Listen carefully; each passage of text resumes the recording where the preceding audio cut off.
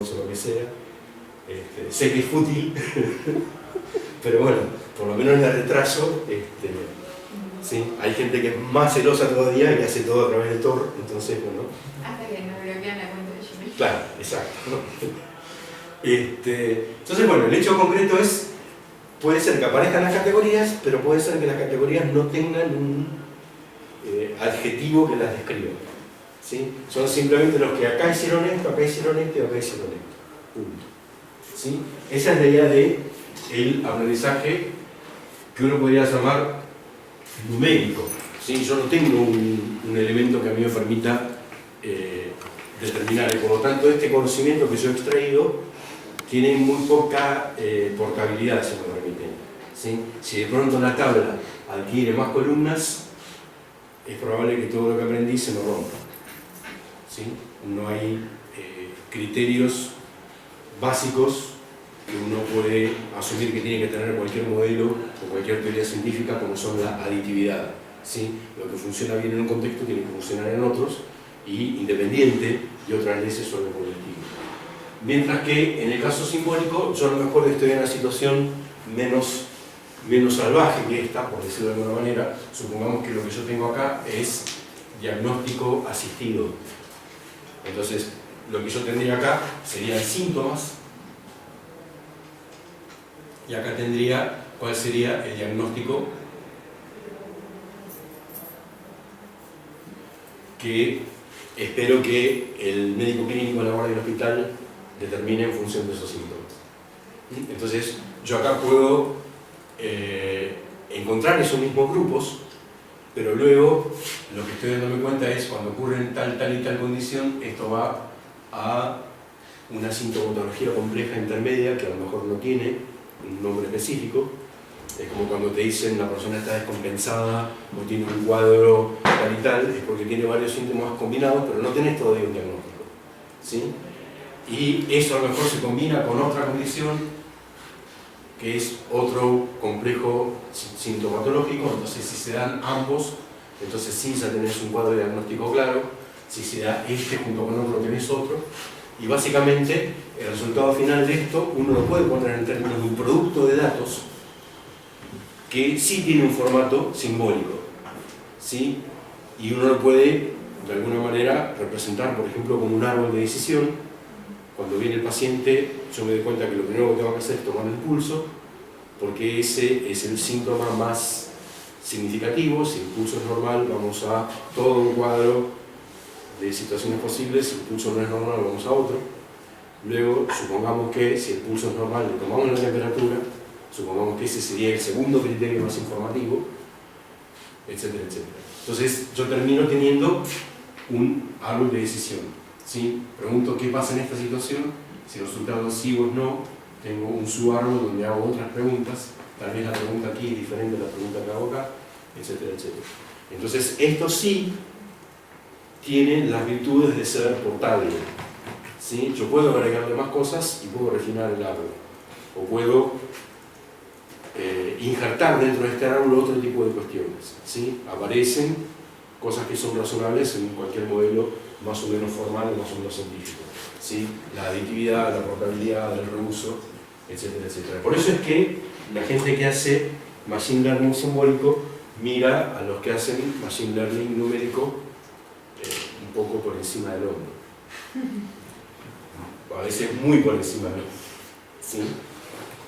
A lo cual los que están haciendo numérico le dicen, bueno, aplicame lo que vos sabés hacer con el dataset de la sesión del Mercado Libre, ¿vale? Que sigas, ¿sí? Es una discusión típica que, bueno, a mí me ha tocado estar en este contexto hace ya varias décadas, entonces lo he visto en la bibliografía, en la literatura, en los papers, de las revistas y de los magazines científicos, ¿no es cierto? Se ven ese tipo de discusiones. Entonces, la gente que hace razonamiento, por ejemplo, razonamiento formal, dice, pero redes neuronales básicamente es pongo los ingredientes adentro de la marmita, revuelvo hasta que está a punto, y no es del todo falso, es bastante cierto, pero bueno, aplicame un modelo de razonamiento que me reconozca caracteres manuscritos en una tablet, por ejemplo, ¿sí? A ver a qué llegas. Bueno, Básicamente, si uno es práctico, si uno trata de ser ubicado, habrá contextos donde una cosa es adecuada y contextos donde la otra es adecuada. No hay ninguno que sea mejor que los demás. Claudio, ¿puedo pasar este chico? Sí, claro. IBM Research en África, en Kenia están metidos muy en el Ministerio de Salud y tienen aplicaciones para los dos lados. Tienen para el médico árboles de decisiones, que tiene la historia clínica del paciente asociada, y a la hora de recetar alguna droga, alguna prescripción, lo que hace es mirar si tiene alguna contradicción con alguna de las cosas que ya está tomando y avisarles. Por el lado del usuario, ¿qué pasa? En Kenia solo, creo que me contaban, tenían 3.000, 4.000 médicos en todo el país. Y la salud es privada, así que es muy cara. Después lo que tienen son farmacias, que esos son gente que estudió farmacéutica y tiene sus puestos. Y después tenés una especie de clínicas, que eso es un kiosco que te vende aspirinas y otras cosas. Pero ¿qué pasa? La gente va a eso primero porque están en cada barrio, tenés acceso a eso y normalmente el que te atiende es tu vecino y lo conoces por vida y vas a ir a eso antes de una farmacia. Entonces lo que IBM estaba haciendo era sistemas que decía, bueno, esta persona consumió tal cosa, bueno, dentro de 2 o 3 días le voy a mandar un mensajito, che, ¿te sentís de tal manera o de tal otra? Y la persona va a responder. En ese mensajito que dice cómo te sentís y te pregunta, está usando redes recurrentes para hacer que el lenguaje con el que te preguntas sea ameno a tu idioma, a tu zona. Entonces es una especie de tecnología que puedes ver que para una cosa usaron una, para otra no es que sean incompatibles. Nada, chivo, y lo están Buenísimo. usando. Buenísimo. Pero bueno, lo que vos decís viene a cuento de esa situación, porque bueno, uno puede pensar, está bien, vamos estableciendo estos árboles de decisión para los problemas médicos y, si es necesario, establecemos una ontología al estilo de tantas otras que hay en el contexto informático, en la web semántica, lo que sea. Pero luego nos encontramos con otra situación que probablemente sea más relevante y que tiene que ver con lo que se conoce como el cuarto paradigma. ¿Sí? Muy rápidamente la cuestión de los paradigmas es: el primer paradigma es el paradigma racionalista, Aristóteles y ese modelo deductivo de aplicar la ley científica. El segundo es el empirismo sajón, Hume, Berkeley y Locke. La idea es, o el moto de ellos es: el conocimiento proviene de la experiencia, entonces hacemos el experimento y en base a eso inferimos la ley, utilizando el mecanismo de inferencia conocido como inducción. Luego un tercer paradigma que es del siglo XX, de las últimas décadas del siglo XX, surgido probablemente a partir de Forrester y de la dinámica de sistemas. Yo lo que hago es, en función de lo que conozco del dominio, construyo una simulación, luego someto la simulación a un proceso de experimentos y a partir de los experimentos decido qué es lo que me conviene. Por ejemplo, hago un puente virtual, lo someto a vientos virtuales, a tráfico virtual, etcétera, etcétera. Me doy cuenta donde la estructura me quedó más débil que lo que el ingeniero en su momento supuso, y una vez que estoy convencido, ahí salgo adelante. ¿Sí? Y para ser más o menos completos y elegantes, el modelo de inferencia asociado al tercer paradigma es la abducción. Voy de las observaciones a las explicaciones, es lo contrario de la deducción. Bueno, luego surge el cuarto paradigma, que es: yo simplemente tengo la casuística de las personas que tienen tal y tal ancestría genética y ambiental y su historia de haber recibido tal y tal medicamento. Entonces me doy cuenta que algunos van a funcionar y otros no van a funcionar. ¿Qué hay en el medio? Y hay una enorme cantidad de pasos en la cadena de razonamiento que la ciencia todavía no conoce. La ciencia todavía no conoce, por lo menos para el genotipo humano, todo lo que va del genotipo al fenotipo. Hay algunas cositas que están, más o menos, de vez en cuando se descubre alguna y todos brindan porque es espectacular, pero hay muchas, las más importantes, las que tienen que ver con todas las condiciones médicas que ustedes saben que hay muchas por ahí, que no se conocen. No se sabe cuál es el gen que se expresa o se deja de expresar y en qué condiciones, que causa que después tengamos enfermedad de Alzheimer o cáncer o lo que sea. Lo que sí tenemos es casuística. Y podemos tratar la casuística como si fuese la gran tabla de las sesiones de Mercado Libre. ¿Por qué? Porque en definitiva como dataset tiene la misma textura, el mismo formato. ¿Sí? Lo que hay que hacer desde el punto de vista de Machine Learning es básicamente lo mismo. No tenemos ninguna explicación, no tenemos un árbol, no tenemos ese tipo de cuestiones formales. No por eso vamos a dejar de darle el medicamento que sabemos que va a ser bueno, o vamos a dar el medicamento que sabemos que va a ser malo. ¿Sí? Tal vez más adelante se pueda formalizar, no lo sabemos. ¿Sí? Pero lo que tenemos alcanza como para tomar determinadas decisiones. Y esto que les estoy diciendo, obviamente, en medicina ocurre mucho. O sea, hoy por hoy tenemos lo que se conoce como farmacología boutique. ¿Sí? Vos vas, te hacen un ADN, ven qué condición más o menos tenés y te dicen, bueno, lo que te van a dar va a ser más o menos que tomes esta cosa. ¿Sí? Y ese medicamento, esa aspirina, ese ibuprofeno, ¿sí? específico para tu ADN, no le va a servir a la persona al lado. ¿Sí? Tal vez le sirva a tu padre o a tu hijo, pero no le va a servir a un primo, por ejemplo. ¿Por qué? Porque ya hay cosas que cambian. ¿Sí? Sobre esto hay enorme cantidad de investigación que está ocurriendo y es muy interesante las políticas de Estado, como la que cuenta Celia. ¿Por qué? Porque obviamente en Argentina el costo de los sistemas públicos de salud es enorme, es gigantesco, y su eficacia es para discutir tan rápido, ¿no es cierto? Entonces, bueno, nosotros no tenemos ningún tipo de análisis de datos de las cosas que más dinero le cuestan al sistema y más le cuestan a las personas. Por ejemplo, la enfermedad cardíaca. La enfermedad cardíaca es la que más incidencia tiene en mortalidad, en morbilidad, en sobrevida de mala calidad, en costo de las intervenciones, etcétera, etcétera. Pero nadie, por ejemplo, analiza qué relación tiene la enfermedad cardíaca con, por ejemplo, la gente de la zona que toma agua del acuífero que tiene arsénico. Por dar ejemplo de cosas obscenas que no estamos estudiando. ¿Sí? Otro chivo. Otro chivo. No, toda Latinoamérica tiene el problema de que todos los tratamientos, sobre todo cáncer, es impresionante, vienen de laboratorios europeos. Están preparados para población europea. En México se probó tratamiento de cáncer de pulmón.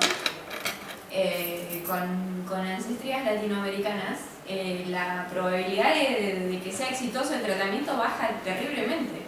Y en Argentina pasa exactamente lo mismo, porque no tenemos estas políticas de tener información genética y ambiental poblacional nuestra, y toda nuestra medicina y todo está basado en poblaciones europeas. Es interesante que la charla vino por este lado, porque no es que Deep Learning es solo reconocimiento facial o es que el autito se maneje solo. Digamos que estas cosas son obviamente muy importantes, muy valiosas, pero creo que esta temática que estamos hablando nos sitúa en otro tipo de contexto. ¿Sí? O sea, hay muchas otras cosas que se pueden hacer con Deep Learning, que se están haciendo y que a nosotros como país, como comunidad científica de un país, nos va a tocar hacer en algún momento si no queremos seguir bajando el ranking en nuestra soberanía, por decirlo de alguna manera. Bueno, ¿cuáles son los tipos de Machine Learning numéricos que tenemos? O sea, los que nos van a dar algún tipo de modelo que va a ser opaco, no va a ser transparente. Viendo el producto de datos no vamos a entender muy bien por qué funciona, pero van a tener aplicaciones adecuadas. Clustering, bueno, ya lo mencionamos. La idea del clustering es un aprendizaje no supervisado en el cual buscamos agrupar casos en alguna idea o en alguna noción de similitud. Básicamente, lo que nosotros podemos hacer de una manera directa es suponer que cada uno de estos valorcitos es una coordenada en un espacio de coordenadas. Entonces, generamos nuestra primera abstracción, que es lo que se llama el feature space, el espacio de atributos, donde cada una de las columnas es un atributo. Entonces, si todos los atributos fuesen numéricos, entonces lo que yo tendría acá sería como un vector en un espacio de n dimensiones, donde n es la cantidad de columnas que yo tengo. Y cada caso sería un puntito. y nociones como la similitud estarían asociados al hecho de que la distancia, supongamos la distancia euclídea, ¿sí?, la raíz cuadrada de la diferencia de cuadrado entre pares de valores de una misma columna, ¿sí?, ese resultado sería pequeño. Luego sobre esto hay toda una serie de variantes que es indispensable tener en cuenta, porque si yo tengo un dataset muy sencillo que tiene, por ejemplo, altura y peso de personas, y yo quiero, por ejemplo, darme cuenta si pertenecen a un grupo étnico o practican algún tipo de deporte, si tengo que yo basquetbolistas y luchadores de sumo, por ejemplo, ¿sí?, me voy a dar cuenta de que cosas muy elementales, como por ejemplo la escala numérica, me van a distorsionar por completo. Si mido una estatura en centímetros, va a ser mucho más discriminante la diferencia de estatura que el peso. Si mido una estatura en metros, va a ser mucho más discriminante el peso que la estatura. No es lógico que sea así. O sea, no es lógico que la significatividad esté cambiando si yo cambio de Fahrenheit a centígrados, ¿sí? Si mido la temperatura en Fahrenheit, estos dos son parecidos y estos dos son diferentes. Si lo mido en centígrados, al revés. Sí, eso sería algo no robusto. Entonces luego trabajamos en un feature space derivado que puede llegar a tener en cuenta cosas como normalizar los datos, o sea que el menor valga 0 y el mayor valga 1, o estandarizar los datos, no representar los valores, sino representar cómo están los datos respecto de su media y su desvío estándar de todos los datos que están en la columna, ¿sí?, lo que se conoce como valor Z, ¿sí?, luego lo vamos a ir elaborando. Pero esa sería, digamos, la primera abstracción que uno tiene que tener en cuenta.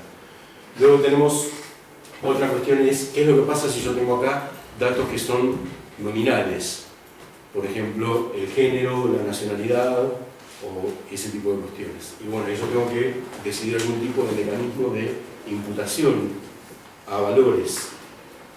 Por ejemplo, cuando estoy comparando dos y estoy comparando cómo son los valores de tal atributo y ese atributo es nominal, yo puedo tener un mecanismo que le asigne un determinado valor cuando los atributos son diferentes, por ejemplo el género no coincide o la nacionalidad no coincide, y que le asigne 0 a esa parte de la distancia cuando los atributos sí coinciden. ¿Sí? Puedo hacer ese tipo de cuestiones. Pero bueno, básicamente el hecho es, yo estoy apropiándome de todo lo que sé hacer razonando geométricamente, porque bueno, me pelé las pestañas haciendo materias de geometría y análisis vectorial, etcétera, etcétera. Entonces, como sé mucho de ese tipo de cuestiones, me sirve representar el dataset en una especie de contraparte geométrica y luego poder razonar geométricamente. ¿Sí? Entonces pasamos de nuestro dataset al feature space. Entonces, el clustering típicamente lo que intenta hacer es, imaginemos ahora que tenemos una nube de puntos, ¿sí? Imaginemos que tenemos una nube de puntos en un espacio de miles o cientos de miles de dimensiones, porque ¿cuántas columnas creen ustedes que puede tener cada sección de Mercado Libre? Bueno, entonces imaginemos que tenemos eso y esto que es algo que hasta un niño podría hacer en 2D, ¿sí? Si yo logro que el niño, si logro hacerme entender y hacer que el niño colabore, le digo, bueno, hacemos un circulito donde todos los que están más juntitos estén dentro de un círculo y los otros, bueno, lo hace a partir de los 4 o 5 años, ya tiene capacidad cognitiva para hacerlo.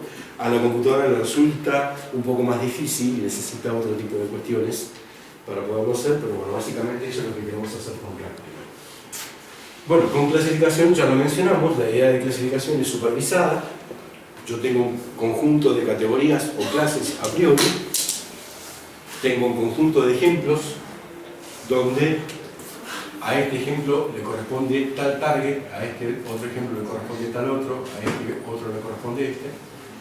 Entonces la idea es, cuando viene un nuevo cliente, se identifica y empieza a moverse, bueno, ¿a cuál de estos lo llevo? Luego tenemos cosas más sofisticadas, por ejemplo, tenemos algoritmos genéticos y evolutivos, tenemos un modelo que intenta hacer un remedio de la evolución biológica, el cual fue presentado por Darwin y por sus sucesores, donde la idea aproximadamente es la siguiente: mi modelo de datos es un individuo de una especie biológica. Y los parámetros de calidad de ese modelo, o sea, la cantidad de aciertos y de yerros, ahora vamos a ver cómo se evalúan, son su función de fitness. Entonces lo que hago es, tengo muchos modelos al mismo tiempo, y lo que hago es, los que están más ajustados tienen ventaja reproductiva y los que están menos ajustados no tienen ventaja reproductiva. ¿Sí? Al final del día, de los 100 que había, los 50 que están mejor ajustados, los 50 que tienen mejor sensibilidad o especificidad o lo que sea, precisión, exactitud, sobreviven. Los otros mueren. Y esos 50 espacios que quedan luego son habitados por sucesores de los que sobrevivieron. Pero esos sucesores no van a ser idénticos, sino que van a tener pequeñas variaciones al azar. Van a tener el remedio computacional de una mutación. A veces vamos a tener mutaciones, a veces vamos a tener translocaciones, a veces vamos a tener crossover, vamos a tener individuos que tienen parte del genoma de un ancestro y otra parte de otro ancestro. Y luego prendemos de nuevo el sistema, salen, compiten, vemos cuán ajustados están, otra vez hay un corte, y esto, creas o no, termina obteniendo un resultado bastante adecuado. ¿Sí? Si nos tomamos a pie juntillas lo que dice Darwin, nosotros seríamos un ejemplo de eso. Bueno. Luego tenemos regresión. La idea de la regresión es qué es lo que ocurre si mi target acá, en vez de ser nominal, es numérico. No quiero determinar si la persona es hombre o mujer, sino que quiero adivinar la edad, por ejemplo. Quiero adivinar la estatura, o quiero adivinar el peso o algo por el estilo. ¿Sí? Entonces ahí mi modelo de regresión utiliza estas variables dentro de una gran ecuación que cuando yo la evalúo me determina el valor de la variable target que yo estoy tratando de predecir. Entonces, mi modelo de aprendizaje son los coeficientes de esa gran ecuación. A veces el modelo es no solamente los coeficientes, sino el tipo de ecuación, porque yo puedo tener una ecuación lineal, puedo tener una ecuación polinomial, puedo tener una ecuación que tenga el coseno a la quinta de la tangente hiperbólica del conjugado de tal cosa. Sí, hay una variedad de modelos de regresión bastante rica y bastante variada.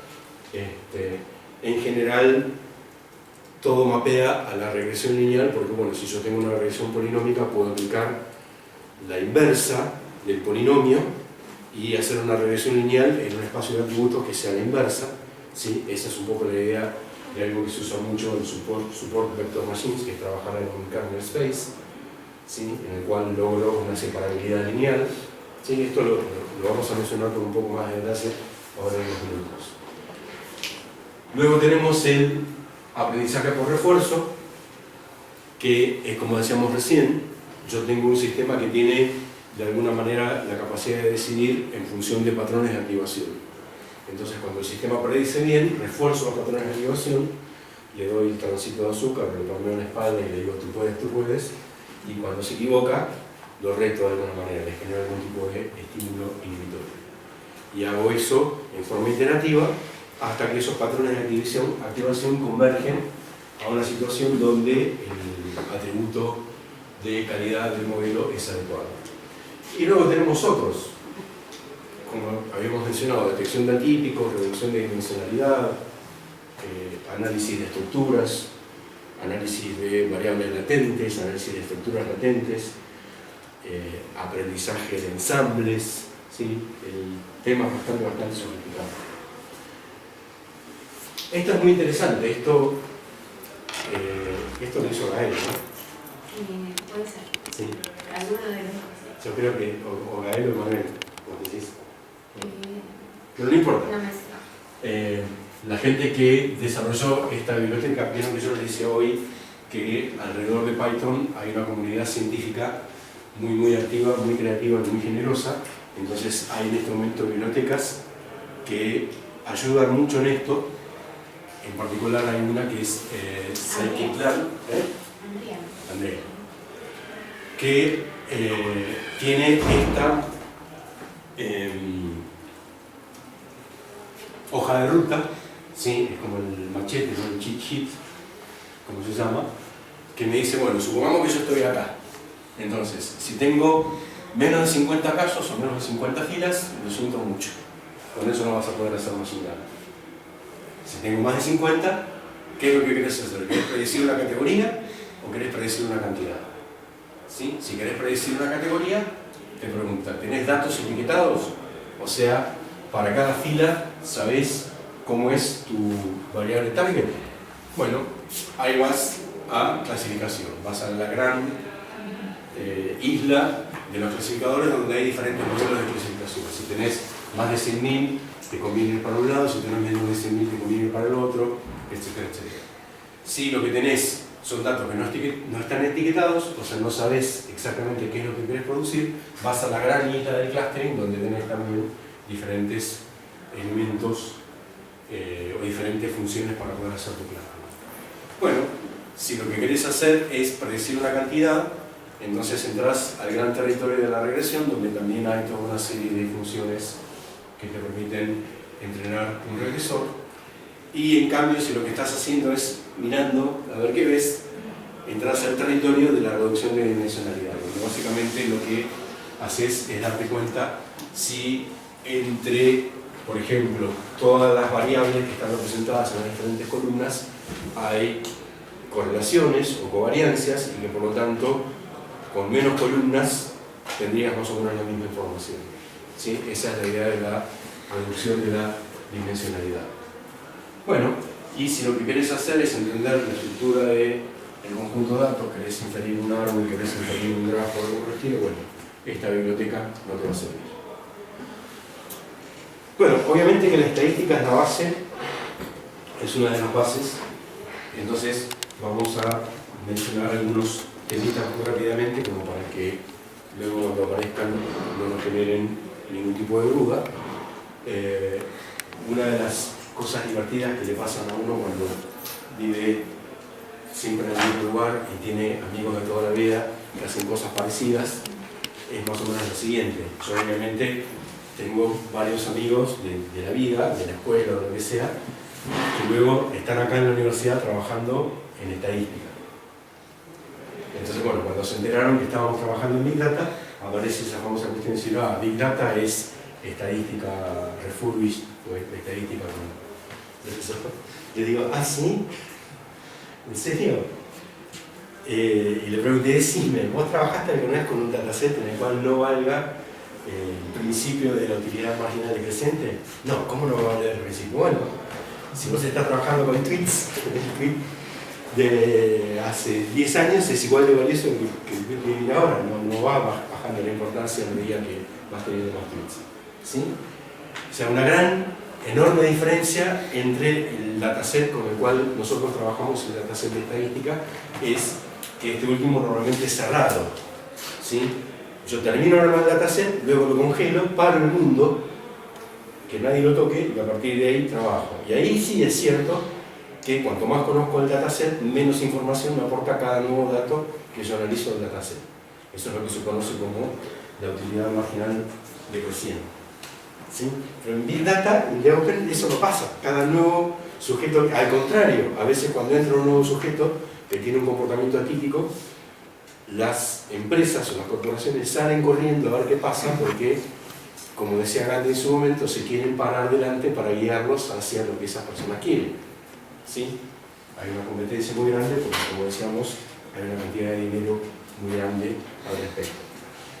Entonces, bueno, la idea fundamental es, este es el espacio de atributos, yo tengo atributos que pueden ser nominales, que pueden ser numéricos, y a veces hay un atributo intermedio que es el atributo ordinal, que es cuando yo tengo categorías que se pueden poner en secuencia, aunque no son numéricos, por ejemplo, malo, regular, bueno, muy bueno, excelente, o nivel de satisfacción pobre, adecuado, muy bueno, ese tipo de cuestiones. La idea de población la conocemos, la idea de muestra también la conocemos, y si estoy hablando de algo que no se conoce me paran. Entonces lo más importante es, si esta es la población,